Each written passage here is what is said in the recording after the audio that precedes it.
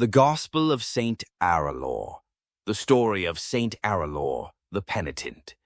The century before the raising of Mournhold was hard for the children of Veloth. Incursions of outlander hordes caused great strife in the borderlands. Fields lay desolate, eggs were not harvested, and starvation was commonplace.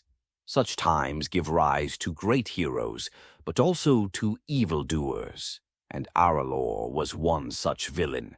He was an orphan of unknown lineage, but it was said his drive and ambition suggested that Indoril or Hlalu blood coursed through his veins. Unlike the true-born nobles of those houses, however, Aralor directed his energies towards crime and self-gratification. He took control of a pack of brigands, one of many that roamed the land during this dark time, and made a name for himself as a fearsome and merciless robber lord. He ransacked settlements, burned temples, and slaughtered slave, commoner, and priest alike.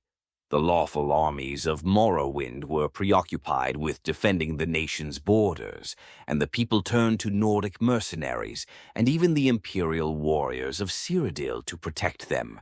He mocked every divinity and indulged every vice, from impiety to torture, from partaking of sugar to consorting with beast folk. On one occasion, Aralor and his men came upon a village that was entirely deserted and stripped of what meager valuables it had contained.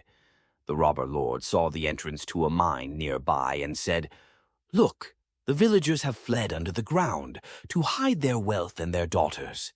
Do they not know that when Aralor and his brothers attack, they descend like the burning ash that pours from Red Mountain? We will darken the land and seep into the earth to choke them as they cower." And with that he drew his sword and strode through the mine entrance, with his followers close behind. All at once there was a great rumble, and the bandits were thrown from their feet. Many great rocks fell in front of Aralor, blocking the tunnel ahead. At the same time, the ceiling behind him collapsed, slaying those who had entered the tunnel with him, so he was alone and trapped. He called out to his brothers who were still on the surface, saying, "Help your leader. He is trapped beneath the ground and can go neither forward nor back." But through the rock he heard his companions laugh and bid him farewell, because they coveted the gold he had left at their camp. Hearing this, Aralor became enraged and called down the curses of Malakath upon the heads of his traitorous followers. After many hours of fury and bitterness, he fell silent, and soon he was afraid. "What am I to do?" he said. "I am buried here in the darkness, and there is no one who will help me. I must help myself." And with that he began to use his sword as a tool to dig himself out. When the sword broke, he scrabbled at the stone with his bare hands until they were bloody and numb. As he did this, a female voice called out in the darkness. "What are you doing?" it asked. In his frantic madness, Aralor did not question the origin of the voice, but said, "I am trapped. I must free myself from this dark place or be forever lost." "Yes, I see you are trapped," the voice said. "But why do you wish to escape? Why do you wish to live?" Aralor paused for a moment, confounded by the question. "I do not know," he finally admitted. "I have no true friends, no family. I have wealth, but that means nothing in this place, on the edge of death. I would rather have a shovel of iron than a vault of gold." "Perhaps I can help," the voice told him. "I can free you from your prison and more besides, and I can give your life purpose." "How, spirit?" asked Aralor. "You have fallen so far, child. I can save your life, but only you can save your soul from the darkness into which it has descended. Even if I free you from this cavern and show you the sky once more, your soul will remain in the shadow of sin and despair. And that is a darker, more fearful place than any earthly pit." "What must I do?" he pleaded. I'll do anything."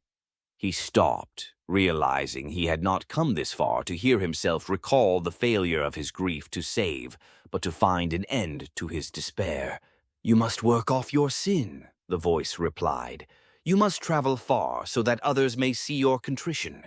In doing so, you might inspire and help as many people as you have hurt, and then you might truly be saved. Go to the holy places of Almsivi and see how the singular miracle of the tribunal has been expressed in many forms. If you walk long enough, perhaps you will find me again." With that, there was a sound as if a dozen crystal chimes had been struck at once. The boulders around the mine collapsed like sand, and Aralor was bathed in golden sunlight. In his joy, he ran and shouted, and praised Ayem at the top of his voice. As the timid villagers emerged behind him, he threw them coins from his purse, and even gave up his shoes. He said to them, "All the things I own, the things I stole, and the body I wear, all are as impermanent as the rocks of the mine. Only the soul is ageless, and it is renewed by suffering and the shedding of worldly things." And those who heard these words wondered at them and were enlightened. Over the course of his life and travels, Aralor suffered many hardships and endured the mockery of others. Despite this, he was glad in his heart, a gladness known only to those who have been given a second chance and a righteous purpose. It is said by the faithful that to this day his spirit watches over true pilgrims, guiding their feet and protecting them from harm.